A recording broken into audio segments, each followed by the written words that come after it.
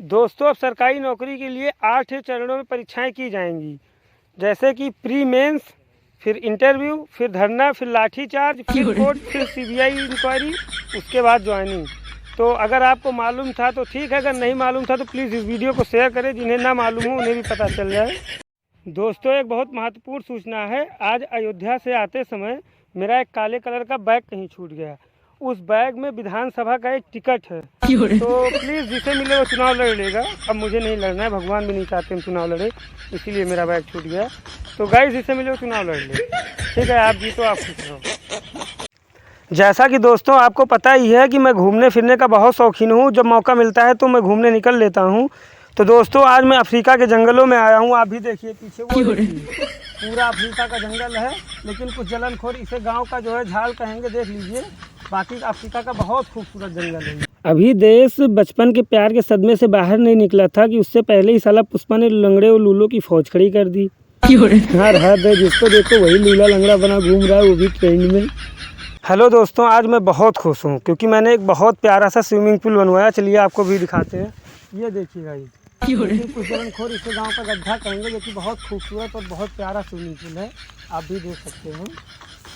छोड़ना ही था तो कोई और बहाना बना लेती। गुटखा तुम्हारे भैया और पापा हम ही से तुम आगे दिखाते हैं। कल ब्लॉक करके बोली जानू पापा नहीं मान रहे हैं। आज उसने अनब्लॉक किया और बोली बाबू पापा मिल ही नहीं रहे हैं। हल्के में ले रही थी साली।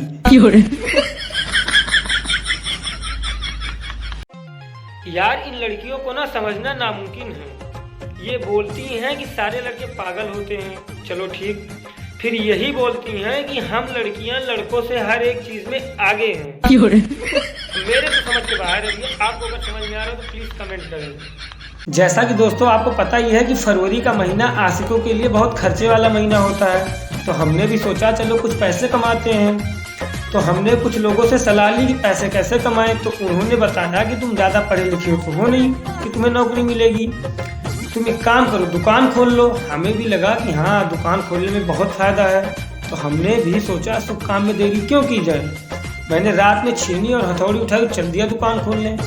दुकान खोल ही रहे थे कि तुरंत वहाँ पुलिस आ गई, पकड़े गए। 1 महीना बाद जमानत करा के जब मैं वापस घर आया तो वही चाचा मिले जो हमें सलाह दिए थे। उन्होंने मुझसे कहा बेटा तुमने ये क्या कर दिया। तो हमने कहा चाचा आपने ही तो सलाह दी थी कि दुकान खोल लो। तो उन्होंने समझाया कि बेटा मैंने दूसरे की नहीं, पैसे लगा के तुम अपनी खुद की दुकान खोल लो, मैंने ये सलाह दी थी। तब जाके भाई समझ में आया कि दुकान खोलने में कोई फायदा नहीं, क्योंकि खोलने का मेरे पास पैसे ही नहीं। भाई लोग, शादी के बाद मैंने अपनी पत्नी से कहा कि मेरी माँ के साथ वैसे ही रहना जैसे अपनी माँ के साथ रहती थी। इससे हम लोग के बीच में कभी झगड़ा नहीं होगा, हम लोग का संसार सुखी रहेगा। वो भी पगली मान गई। सुबह उठी सो के और मम्मी से बोल रही है, मम्मी जी प्लीज़ चाय थोड़ा जल्दी बना दीजिएगा। हाँ, नाश्ते में बेसन के पकौड़े बनाइए और जब बन जाए तो हमें उठा दीजिएगा। यार, मैंने उसे कुछ गलत तो करने के लिए नहीं कह दिया। हेलो दोस्तों, मैं जम्मू कश्मीर घूमने आया था। तो यहाँ मुझे भारत की सबसे बड़ी सुरंग दिखी। मैंने सोचा आपको भी दिखा दें। ये देखिए दोस्तों, मेरे पीछे भारत की सबसे बड़ी सुरंग है। कुछ जलनखोर इसे गांव का नाला कहेंगे, जिन्होंने नहीं देखा है सुरंग वही कहेंगे। बाकी आपको तो दिख ही रहा है, ये भारत की सबसे बड़ी सुरंग है दोस्तों। यार, मैं जब भी रसगुल्ला देखता हूँ तो मुँह में पानी आ जाता है, लेकिन जब पानी को देखता हूँ तो मुँह में रसगुल्ला ही नहीं आता। पता नहीं क्या लॉजिक है। देखो भैया, हमने पहले भी कहा था कि यूपी के लौंडों को हल्के में मत लेना। आज हम गए अपने अंग्रेजी वाले मास्टर जी के पास। हमने कहा गुरुजी तम्बाकू को अंग्रेजी में क्या कहते हैं। तो उन्होंने बताया बेटा तम्बाकू को अंग्रेजी में भी तम्बाकू ही कहते हैं, लेकिन एक बात बताओ तुम पूछ क्यों रहे हो। हमने कहा गुरुजी आपको पता ही है कि हम यूपी के लौंडे बिना हवा के रह लेंगे, बिना पानी के रह लेंगे, यहाँ तक कि बिना बीवी के भी रह लेंगे, लेकिन बिना गुटखा तम्बाकू काम चलता नहीं है। आप पढ़ा लिखा रहे हैं, कल को हम अमेरिका या इंग्लैंड जाके सेट हो गए तो वहाँ तम्बाकू या गुटखा लेने में तकलीफ ना हो इसलिए पूछ रहे थे। ससुरे ने मुर्गा बना दिया।